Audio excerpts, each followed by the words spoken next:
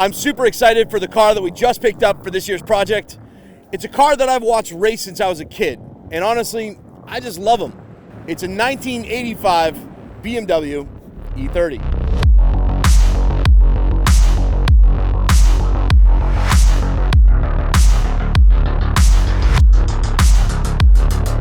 So what are we going to do with this thing? What's the plan? The idea is to modernize it while still retaining those classic E30 lines, but give it a modernized JDM twist. So first, we want to see how healthy this thing is, because it's a 1985 318i that hasn't run in probably 10 years. So we started up, and what's the logical thing to do?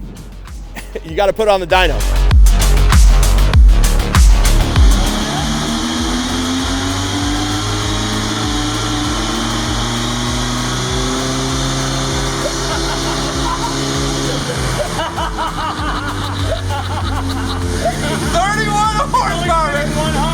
So that was obviously a complete disaster, but at least we know what the health of the car is right now, and it definitely could use a motor.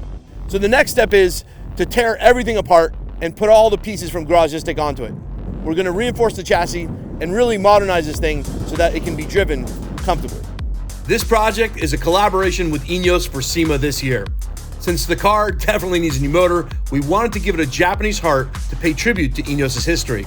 Originally, we wanted to put a Honda K24 in it, but after 2 very long conversations with the California State Referee, they wouldn't let us modify the intake manifold to fit the E30 and stay emissions legal.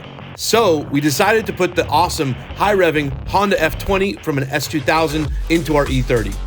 We want this car to be a streetable track car that we can truly enjoy legally in California. After we complete the swap, we'll work on making it carb legal and smog compliant. We installed the motor and transmission from the S2000 with ease, and it truly fits well in the E30 engine bay. The oil pan that we're going to fill to the brim with Ineos needed a fair amount of modification to clear the crossmember while leaving enough room for the oil pickup. We bought this car because even though it had dings and dents, it looked overall extremely straight and rust-free, until we removed the heat shield from the engine bay to find rust right where the firewall meets the floor pan. Funny enough, this is exactly where the stock S2000 catalytic converter will go, so we'll have to modify this area anyways. It's almost like the E30 knew that it needed some clearance there. Next up, we're going to refresh the exterior with a JDM twist.